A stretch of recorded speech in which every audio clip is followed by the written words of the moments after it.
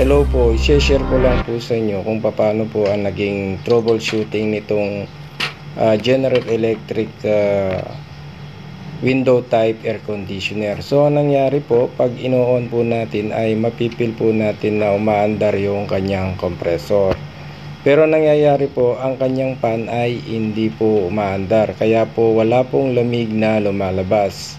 So, ang posibleng sira po nito ay either na yung starting capacitor o yung fan motor. Pero kailangan din po, testing po natin yung mga linya. So, yun lang po yung basic troubleshooting po nito. Yung linya, yung capacitor, at yung pinaka-last po ay ang motor. Okay po? So, ito lang po ang masishare ko sa inyo. Salamat po.